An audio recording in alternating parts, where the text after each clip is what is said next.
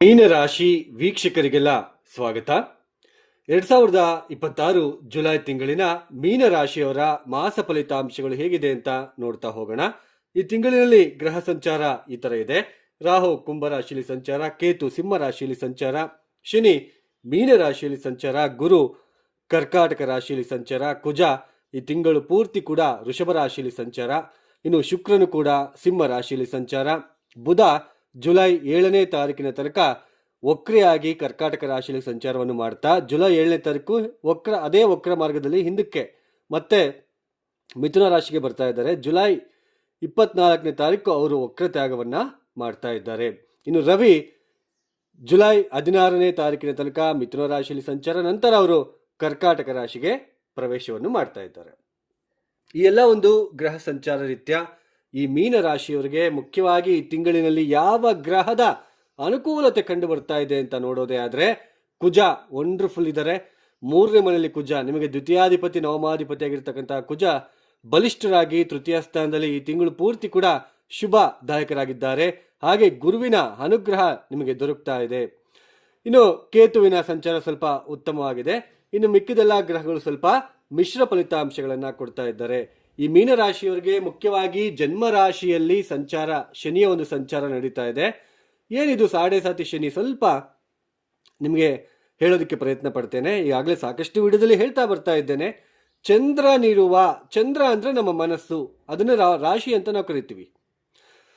ನಾವು ಯಾವ ನಕ್ಷತ್ರದಲ್ಲಿ ಹುಟ್ಟಿರ್ತೀವೋ ಆ ನಕ್ಷತ್ರಾಧಿಪತಿಯಿಂದ, ಆ ನಕ್ಷತ್ರಕ್ಕೆ ಅಧಿಪತಿ ಯಾರೋ ಅಲ್ಲಿಂದ ನಮಗೆ ದಶಾಭುಕ್ತಿಗಳು ಒಂದೊಂದೇ ಪ್ರಾರಂಭ ಆಗುತ್ತೆ. ಶನಿ ದಶ, ಕುಜ ದಶ, ರವಿ ದಶ, ಬುಧ ದಶ, ಈ ತರ.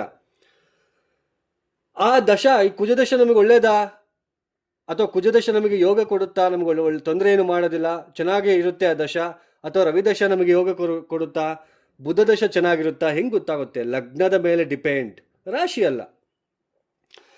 ಜನ್ಮ ರಾಶಿಯಿಂದ, ಜನ್ಮ ನಕ್ಷತ್ರದಿಂದ ಆ ಒಂದು ದಶಾಭಕ್ತಿಗಳು ಪ್ರಾರಂಭ ಆಗ್ತಾ ಹೋಗುತ್ತೆ. ಚಂದ್ರ ಮನಸ್ಸು ಕಾರಕ. ಒಂದೊಂದು ದಶಾಭಕ್ತಿ ಬಂದಾಗಲೆಲ್ಲ ನಮ್ಮ ಮನಸ್ಸಿಗೆ ಸ್ವಲ್ಪ ಉಲ್ಲಾಸಗಳು, ಕೆಲವೊಂದ್ಸಲ ಮನಸ್ಸು ತುಂಬಾ ಚಿಂತೆಗೆ ಒಳಗಾಗ್ತಕ್ಕಂಥದ್ದು, ಮಾನಸಿಕ ಪರಿಸ್ಥಿತಿ ತೊಂದರೆಗೆ ಒಳಗಾಗ್ತಕ್ಕಂಥದ್ದು, ಈ ತರ ದಶಾಭಕ್ತಿಗೆ ಅನುಸಾರವಾಗಿ ಇರುತ್ತೆ ನಮ್ಮ ಮನಸ್ಸು, ಮಾನಸಿಕ ಸ್ಥಿತಿ. ಕೆಲವೊಂದು ದಶಾಭಕ್ತಿ ಬಂದಾಗ ತುಂಬಾ ಮನಃಶಾಂತಿ ಇರೋದಿಲ್ಲ, ಒತ್ತಡಗಳನ್ನು ಎದುರಿಸ್ತಾ ಇರ್ತಾರೆ, ಸಾಕಷ್ಟು ಭಿನ್ನಾಭಿಪ್ರಾಯಗಳು, ಮದುವೆ ಜೀವನ, ಉದ್ಯೋಗದ ಜೀವನದಲ್ಲಿ ತೊಂದರೆಗಳು, ಬಿಕಾಸ್ ಆಫ್ ದಶಾ ಪೀರಿಯಡ್. ಅಂದ್ರೆ ಚಂದ್ರ ಅಂದ್ರೆ ರಾಶಿ ಅಂದ್ರೆ ನಮ್ಮ ಮನಸ್ಸು, ಚೆನ್ನಾಗಿ ನೆನಪಲ್ಲಿ ಇಟ್ಕೊಂಡ್ಬಿಡಿ. ಸೊ ರಾಶಿ ಫಲಿತಾಂಶ ಏನಕ್ಕೆ ಅಂದ್ರೆ ಚಂದ್ರನಿರುವ ರಾಶಿಯಿಂದ ನಮ್ಮ ಮನಸ್ಸು, ಈ ತರ ಒಂದೊಂದು ಗ್ರಹಗಳು ಒಂದೊಂದು ತರ ಬಂದಾಗಲೆಲ್ಲ ನಮ್ಮ ಮನಸ್ಸಿಗೆ ಸ್ವಲ್ಪ ತೊಂದರೆ ಆಗ್ತಾ ಇರುತ್ತೆ. ಆ ಮನಸ್ಸಿಗೆ ತೊಂದರೆ ಆಗೋದು ಎಷ್ಟರ ಮಟ್ಟಿಗೆ ತೊಂದರೆ, ಸ್ವಲ್ಪ ತೊಂದರೆ ಆಗುತ್ತಾ, ಪೂರ್ತಿ ತೊಂದರೆ ಆಗುತ್ತಾ ಅನ್ನೋದು ನಮ್ಮ ಜಾತಕ ಹೇಳುತ್ತೆ. ಅರ್ಥ ಮಾಡ್ಕೊಳ್ಳಿ. ರಾಶಿ ಫಲಿತಾಂಶ ಮುಖ್ಯ ಅಲ್ಲ. ಈ ರಾಶಿಯವರಿಗೆ ಗಜಕೇಸರಿ ಯೋಗ, ಈ ರಾಶಿಯವರಿಗೆ ಬುಧಾದಿತ್ಯ ಯೋಗ, ಈ ರಾಶಿಯವರಿಗೆ ಶುಕ್ರ ಮಾಲವ ಯೋಗ, ಈ ತರ ಎಲ್ಲ ಇರೋದಿಲ್ಲ. ಅದು ನಮ್ಮ ವೈಯಕ್ತಿಕ ಜನ್ಮ ಜಾತಕದಲ್ಲಿ ಇದ್ರೇನೆ ಅದು ಅಪ್ಲೈ ಆಗುತ್ತೆ. ಅರ್ಥ ಮಾಡ್ಕೊಳ್ಳಿ. Here there is very wonderful combination. ದ್ವಿತೀಯಾಧಿಪತಿ ಮತ್ತು ನವಮಾಧಿಪತಿ ಕುಜ ತೃತೀಯ ಸ್ಥಾನದಲ್ಲಿ. ಹಣಕಾಸಿನ ವಿಚಾರದಲ್ಲಿ ತೊಂದರೆ ತಾಪತ್ರಗಳು ದೊಡ್ಡ ಮಟ್ಟಕ್ಕೆ ಇಲ್ಲಿ ಕಾಣ್ತಾ ಇಲ್ಲ. ಪರಾಕ್ರಮ, ಧೈರ್ಯ, ಸ್ಥೈರ್ಯ ಸ್ವಲ್ಪ ಚೆನ್ನಾಗಿರುತ್ತೆ ಅಂತ ಅರ್ಥ. ಬಟ್ ಶನಿಯ ದೃಷ್ಟಿನೂ ಬೀಳ್ತಾ ಇರುತ್ತೆ ಕುಜನ ಮೇಲೆ. ಆದ್ರೆ ಗುರು ದೃಷ್ಟಿ ಬೀಳ್ತಾ ಇರೋದ್ರಿಂದ ಶನಿಯ ಮೇಲೆ, ಶನಿ ತಟಸ್ಥ, ನ್ಯೂಟ್ರಲ್, ತೊಂದರೆ ಕೊಡೋದಕ್ಕೆ ಹೋಗಲ್ಲ ಅಂತ ಅರ್ಥ. ಯಾಕಂದ್ರೆ ನಿಮ್ಮ ರಾಶಿಗೆ ನಿಮ್ಮ ರಾಶ್ಯಾಧಿಪತಿನೇ ಪಂಚಮ ಸ್ಥಾನದಲ್ಲಿ ಸಂಚಾರ. ಗುರುವಿನ ದೃಷ್ಟಿ, ನವಮ ದೃಷ್ಟಿಯಿಂದ ನಿಮ್ಮ ಜನ್ಮ ರಾಶಿಯನ್ನು ನೋಡ್ತಾ ಇರ್ತಕ್ಕಂಥದ್ದು. ಅಂದ್ರೆ ಶನಿ ನ್ಯೂಟ್ರಲ್ ಆಗ್ತಾನೆ, ತೊಂದರೆ ಮಾಡಕ್ ಹೋಗಲ್ಲ, ಯಾಕಂದ್ರೆ ಗುರು ದೃಷ್ಟಿ ಬೀಳ್ತಾ ಇದೆಯಲ್ವಾ. ಸೊ ಅದಕ್ಕೋಸ್ಕರ ಚಂದ್ರನಿರುವ ರಾಶಿಯಲ್ಲಿ ಶನಿ ಅಂತ ಕರ್ಮಕಾರಕ ಗ್ರಹ ಬಂದಾಗ ನಮ್ಮ ಮನಸ್ಸು ಕೆಡುತ್ತೆ, ಮನಃಶಾಂತಿ ಇರೋದಿಲ್ಲ, ನೆಮ್ಮದಿ ಹಾಳಾಗುತ್ತೆ. ಉದ್ಯೋಗದ ಜೀವನ, ಆರ್ಥಿಕ ಜೀವನ, ಕೌಟುಂಬಿಕ ಜೀವನ ಇದೆಲ್ಲನೂ ಕೂಡ ಮಾನಸಿಕ ಹಿಂಸೆಗೆ ಒಳಗಾಗ್ತಾ ಹೋಗುತ್ತೆ. ಬಟ್ ದಶಾಭುಕ್ತಿ ಚೆನ್ನಾಗಿದ್ರೆ ಸ್ವಲ್ಪ ಹಿಂಸೆ ಆಗುತ್ತೆ ಅಷ್ಟೇ. ಸ್ವಲ್ಪ ಒಂದು 20%, 30% ಸ್ವಲ್ಪ ಹಿಂಸೆ ಕೊಡ್ತಾನೆ. ನಮಗೆ ಜಾತಕ ರೀತ್ಯ ದಶಾಭುಕ್ತಿ ಚೆನ್ನಾಗಿದ್ರೆ ಪೂರ್ತಿಯಾಗಿ ಶನಿ ತೊಂದರೆ ಮಾಡಲ್ಲ. ಆದ್ರೆ ಅಷ್ಟಕವರ್ಗ ಬಿಂದುಗಳು, ಪ್ಲಾನೆಟ್ ಸ್ಟ್ರೆಂತ್ ಕೂಡ ನಾವು ಚೆಕ್ ಮಾಡ್ಕೋಬೇಕು. ಶನಿ ಇಲ್ಲಿದ್ದಾನೆ ಇವಾಗ, ನೆಕ್ಸ್ಟ್ ಇಯರ್ ಇಲ್ಲಿಗೆ ಬರ್ತಾನೆ, ಅಷ್ಟಕವರ್ಗ ಬಿಂದುಗಳು ಎಷ್ಟು ಕೊಟ್ಟಿದ್ದಾನೆ, ಇದೆಲ್ಲ ಮುಖ್ಯ. ಸೊ ಮುಖ್ಯವಾಗಿ ಆರ್ಥಿಕ ವಿಚಾರದಲ್ಲಿ ಸಫಲತೆ, ವಿಜಯ, ಎಲ್ಲಾ ಕ್ಷೇತ್ರದಲ್ಲೂ ವಿಜಯ ಇರುತ್ತೆ. ಆದ್ರೆ ಸ್ವಲ್ಪ ಸೋದರ ಸೋದರಿಯರ ಜೊತೆ ಭಿನ್ನಾಭಿಪ್ರಾಯಗಳು ಆಗ್ತಕ್ಕಂಥದ್ದು, ಸೋದರಿಯರ ಜೊತೆ ಸ್ತ್ರೀಯರ ಜೊತೆ ಭಿನ್ನಾಭಿಪ್ರಾಯ. 6ನೇ ಮನೆ ಶುಕ್ರ ಬೇರೆ ಬರ್ತಾ ಇರೋದು, ತೃತೀಯಾಧಿಪತಿ. ಸ್ತ್ರೀ ಅತ್ತೆ ಆಗಿರ್ಬೋದು, ನಿಮ್ಮ ಸೋದರಿ ಆಗಿರ್ಬೋದು, ತಂಗಿ ಅಕ್ಕ ಆಗಿರ್ಬೋದು, ಸ್ವಲ್ಪ ಭಿನ್ನಾಭಿಪ್ರಾಯಗಳು. ಸೊ ಈ ಥರ ಸಿಚುಯೇಷನ್ ಸ್ವಲ್ಪ ಸ್ಟ್ರೆಸ್ಫುಲ್ ಆಗಿರುತ್ತೆ. ಬಟ್ ಕುಜ ಇರೋದ್ರಿಂದ ಮತ್ತು ಗುರುಬಲ ಇರೋದ್ರಿಂದ ದೊಡ್ಡ ಮಟ್ಟಕ್ಕೆ ಸ್ತ್ರೀಯರಿಂದ ಅಥವಾ ಸ್ತ್ರೀಯರಿಗೆ ಪರಪುರುಷರಿಂದ ಹಾನಿ ಆಗುವುದಿಲ್ಲ, ಅರ್ಥ ಮಾಡ್ಕೊಳ್ಳಿ. ಸೊ ಹಣಕಾಸಿನ ವಿಚಾರ ಚೆನ್ನಾಗಿರುತ್ತೆ. ಸೊ ತೀರ್ಥಕ್ಷೇತ್ರಗಳ ದರ್ಶನ, ಜರ್ನೀಸ್ ಜಾಸ್ತಿ ಮಾಡ್ತೀರಾ ಈ ತಿಂಗಳಿನಲ್ಲಿ, ಪ್ರಯಾಣವನ್ನು ಜಾಸ್ತಿ ಮಾಡ್ತೀರಾ. ಹಾಗೆ ಗುರುವಿನ ದೃಷ್ಟಿ ಶನಿಯ ಮೇಲೆ, ಸೊ ನ್ಯೂಟ್ರಲ್ ಆಗ್ತಾರೆ, ತೊಂದರೆ ಮಾಡಲ್ಲ. ಸಂತಾನದಲ್ಲಿ ನಿಮಗೊಂದು ರೆಕಾಗ್ನೈಸೇಷನ್ ಸಿಗುತ್ತೆ. ಇಷ್ಟು ದಿನ ನಿಮಗೆ ಯಾರೆಲ್ಲ ನೋವು ಕೊಟ್ಟಿರ್ತಾರೋ ಆಗಲೇ ನೀವು ಜೂನ್ ತಿಂಗಳಿಂದ ನೋಡ್ತಾ ಬರ್ತಾ ಇದ್ದೀರಾ. ಸ್ವಲ್ಪ ಮನಃಶಾಂತಿ ಸಿಗ್ತಾ ಇದೆ, ಸ್ವಲ್ಪ ಪರವಾಗಿಲ್ಲಪ್ಪ ಮುಂದಕ್ಕೆ ಹೋಗ್ತಾ ಇದೆ ಅಂತಕ್ಕಂಥ ಒಂದು ಭಾವನೆ ಬರ್ತಾ ಇರುತ್ತೆ. ಗುರುಬಲ ಮೇಜರ್ ಪಾತ್ರ ವಹಿಸಲ್ಲ, ಅದನ್ನು ಹೇಳ್ತಾ ಇದ್ದೀನಿ. ಸ್ವಲ್ಪ ನಿಮಗೆ ಪಂಚಮ ಸ್ಥಾನಕ್ಕೆ ಬರ್ತಾ ಇರೋದ್ರಿಂದ ನಮ್ಮ ಮನಸ್ಸಿನಿಂದ, ರಾಶಿ ಅಂದರೆ ಮನಸ್ಸು, ನಮ್ಮ ಮನಸ್ಸಿನಿಂದ ಪಂಚಮ ಸ್ಥಾನಕ್ಕೆ ಗುರು ಬರ್ತಾ ಇರೋದು ಸ್ವಲ್ಪ ಆ ಮನಸ್ಸಿಗೆ ಸಿಹಿಯನ್ನು ಕೊಡ್ತಕ್ಕಂತಹ ಒಂದು ಸಿಂಬಲ್ ಇದು. ಮನಸ್ಸಿಗೆ ಸ್ವಲ್ಪ ಆಘಾತ ಎಲ್ಲ ಇರೋದಿಲ್ಲ, ಸ್ವಲ್ಪ ಸಿಹಿ ಇರುತ್ತೆ, ಕಹಿ ಇರೋದಿಲ್ಲ. ಸೊ ಅರ್ಥ ಮಾಡ್ಕೊಳ್ಳಿ. ನಿಮಗೆ ಅರ್ಥ ಮಾಡಿಸೋ ಉದ್ದೇಶದಿಂದ ನಾನು ಎಕ್ಸಾಂಪಲ್ ಕೊಟ್ಕೊಳ್ತಾ ಹೇಳ್ತಾ ಇದ್ದೇನೆ.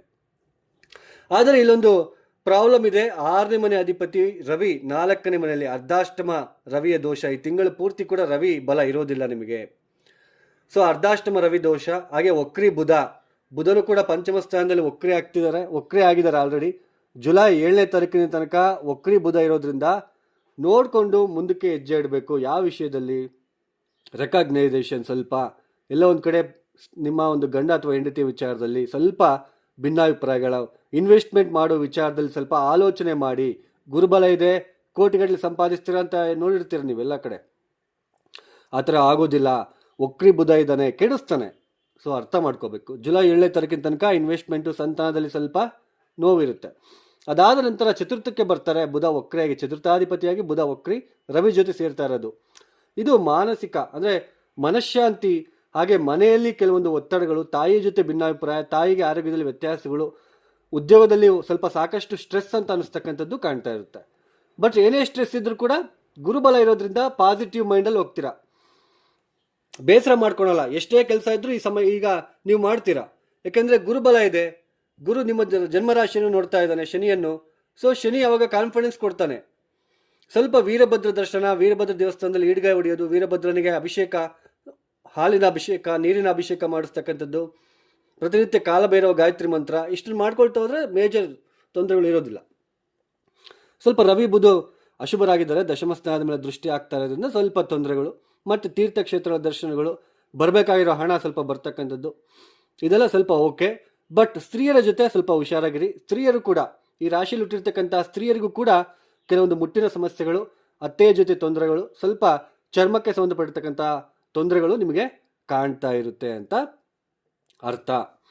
ಒಟ್ಟಾರೆಯಾಗಿ ಮೀನರಾಶಿಗೆ ಸ್ವಲ್ಪ ಪರವಾಗಿಲ್ಲ, ಶುಭ ಫಲಿತಾಂಶಗಳು. ಇವ್ರು ಏನು ಮಾಡ್ಕೊಂಡ್ರೆ ಹೆಲ್ಪ್ ಆಗುತ್ತೆ? ಆನೆಗಳಿಗೆ ಮೇವನ್ನು ಒದಗಿಸಿ, ಹಾಗೆಯೇ ಶ್ರೀರಾಮನ ಜಪವನ್ನು ಮಾಡೋದಕ್ಕೆ ಪ್ರಯತ್ನ ಮಾಡಿ. ಸ್ವಲ್ಪ ವೀರಭದ್ರ ದರ್ಶನ, ಈಡ್ಗೆ ಹೊಡೆಯೋದು, ಕಾಲಭೈರವ ಗಾಯತ್ರಿ ಮಂತ್ರ ನಿಮ್ಗೆ ಮತ್ತಷ್ಟು ಇಂಪ್ಯಾಕ್ಟ್ ಕೊಡುತ್ತೆ. ಯಾರೆಲ್ಲ ಈ ವಿಡಿಯೋನ ನೋಡ್ತಾ ಇದ್ದೀರಾ, ನಿಮ್ಗೆ ಇಷ್ಟ ಆಗಿದ್ರೆ ಮಾತ್ರ ಲೈಕ್ ಮಾಡಿ, ಶೇರ್ ಮಾಡಿ, ಸಬ್ಸ್ಕ್ರೈಬ್ ಮಾಡ್ಕೊಳ್ಳಿ. ಅದರ್ವೈಸ್ ಜಸ್ಟ್ ಸ್ಕಿಪ್ ಮಾಡಿ, ಇಗ್ನೋರ್ ಮಾಡಿ ಹೊರಟೋಗ್ತಾ ಇರಿ, ತೊಂದರೆ ಇಲ್ಲ. ಯಾರಿಗಾದರೂ ಆಸ್ಟ್ರಾಲಜಿ ಕನ್ಸಲ್ಟೇಷನ್ ಬೇಕು ಅಂತಂದರೆ ಡಿಸ್ಪ್ಲೇ ಆಗ್ತಿರೋ ನಂಬರ್ಗೆ ನೇರವಾಗಿ ಕರೆಯನ್ನು ಮಾಡಿ. ಸೊ ಇದೇ ಥರ ಪ್ರತಿಯೊಂದು ನಿಮಗೆ ಡಿಟೇಲ್ಡ್ ಅನಾಲಿಸಿಸ್, ಎಕ್ಸ್ಪ್ಲೇಷನ್ ಇರುತ್ತೆ. ಇನ್ನು ಸರ್ವೇ ಜನೋ ಸುಖಿನೋ ಭವಂತು. ಧನ್ಯವಾದಗಳು. ಜೈ ಶ್ರೀರಾಮ್.